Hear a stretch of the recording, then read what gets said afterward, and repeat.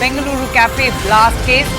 What Amit Malviya, the BJP IT cell head, has just said, we've just received this breaking news that the NIA has detained two chief suspects in the Rameshwaram Cafe Blast. Bomber Musafir Hussain and his accomplice Abdul Mateen are all from Kolkata. Both likely belong to the ISIS cell in Shivamogga, Karnataka. West Bengal, unfortunately, is under Mamata Banerjee and also has become a safe haven for terrorists. So that is the latest coming in from Amit Malviya. He's just tweeted this right now. But a big breakthrough, a huge breakthrough in the Bengaluru Cafe Blast case, with the NIA detaining two suspects from West Bengal. The detained individuals who have been identified as Abdul Mateen and Musafir Hussain, both from West Bengal.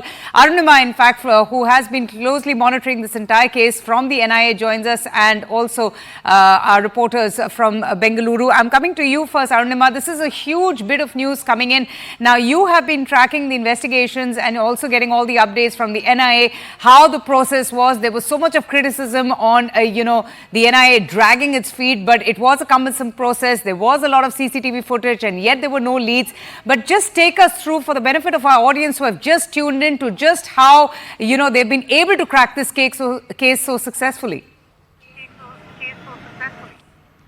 So even though politically speaking, this is going to lead to a war of words, and it has already begun with Amit Malviya's tweet, because it is election season. If you look at the NIA statement, NIA is actually graciously sharing credit with all the central intelligence agencies and state police of Telangana, Karnataka, Kerala and even West Bengal. What NIA says is that this operation required close cooperation of all agencies, and based on that, they received a correct hint or a correct clue about the hideout of these two. They were allegedly living with fake identities in West Bengal. They had changed their names, tried to camouflage their features as well. But because of the constant monitoring that was happening, their hideout was tracked down, and an early morning swoop, NIA teams landed at their hideout and arrested both of them. NIA took some time to establish their identity, but post the initial questioning, they have now come out and confirmed that the two arrested are the alleged IED planter and the mastermind who planned this entire conspiracy in Bengaluru. A big development coming in there. Harish also joins us now for the very latest. Harish, just tell us a little bit more on the investigations. Just how did the police, along with the NIA officials, go about trying to, find the main accused, the main masterminds behind that blast case? They did detain so many suspects. There was a lot of questioning, and also there was, the CCTV footage of the main mastermind. But over to you. Fill us in with all the details and updates of the investigation process.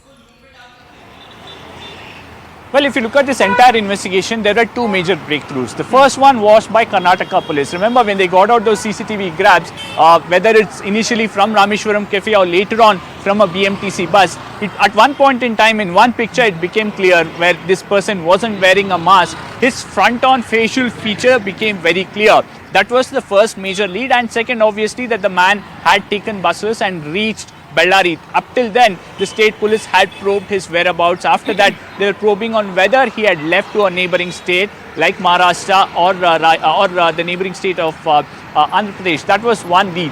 The second major lead came when the NIA recovered the baseball cap that this bomber was using. Remember, he changed his outfit at a nearby place, and there this cap was recovered, and based on the serial number of this cap, they started looking for it. They reached out to the manufacturers. It was a limited edition baseball cap, and they realized that this was sold at a mall in Chennai, somewhere near Mylapore. And they went on, they probed that mall, the CCTV there, that was the biggest lead in a sense, because it became very clear that these two people who had come, and they had managed to, the NIA managed to identify them as Musafir and Taha Mateen, both of them in the wanted list of the NIA.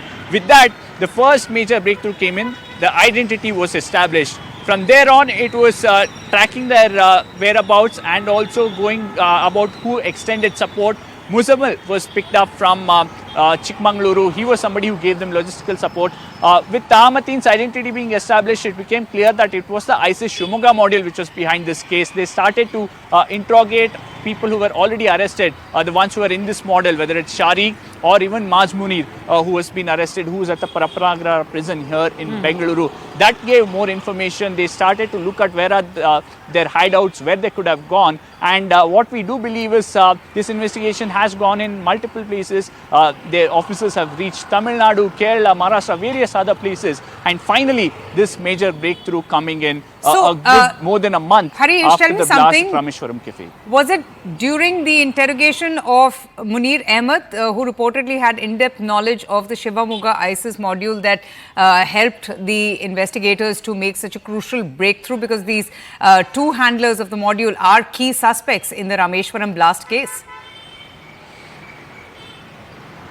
Yes, they did get information in terms of identity that they got from this mall in Chennai that established the identity. When they were probing or questioning Maz Munir and Sharik and others, it became clear that apart from Maz Munir, there was Muzaffar as well, who was radicalized, who was also part of their module. And then they started raiding houses of these places, of these people, these suspects, and even the arrested ones in Shimoga. That got them more details.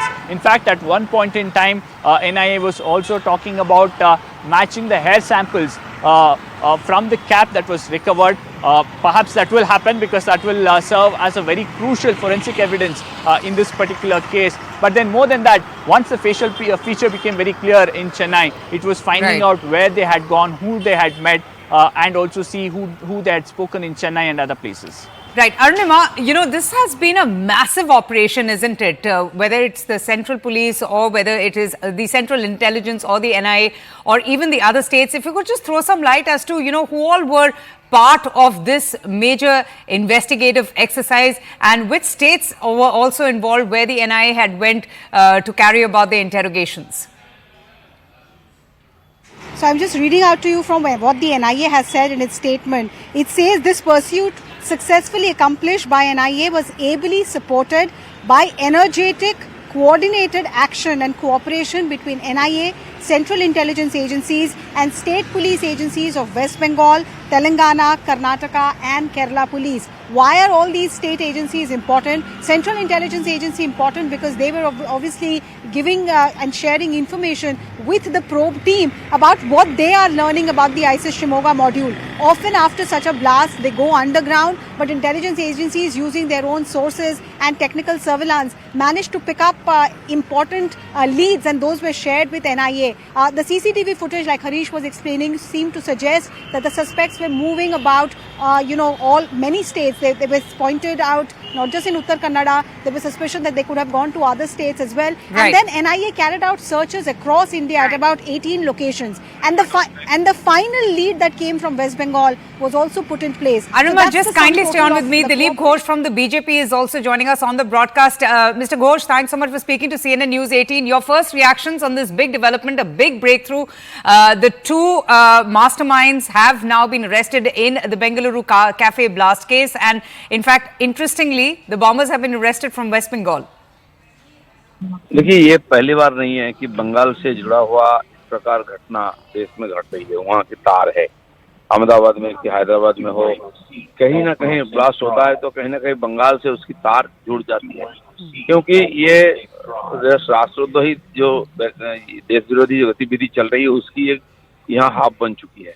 Bangladesh से Rohingya और घुसपैठिया आते हैं और वहीं से trend होते हैं, यहाँ से दूसरी जगह में जाते हैं, यहाँ से आधार कार्ड, रेशन कार्ड बना के ले जाते हैं और उसके लिए इस प्रकार नेक्सस यहाँ है। इसलिए बार बार घटना घटती है और इस प्रकार लीक मिल जाती है। ये हमारे लिए बड़ी दुख की बात है, शर्म की बात है बंगाल के लोगों की, जहाँ वंदे मातरम और जनगण मन लिखा गया है, जो हमेशा राष्ट्र और वादी आंदोलन का नेतृत्व किया बंगाल के लोग, और वहाँ देशद्रोहियों का अड्डा बन चुकी है और यहाँ की राज्य सरकार उसको लगातार मदद दे रही, शेल्टर दे रही है। उनके नेता भी कहीं ना कहीं इन लोगों से जुड़े हुए हैं।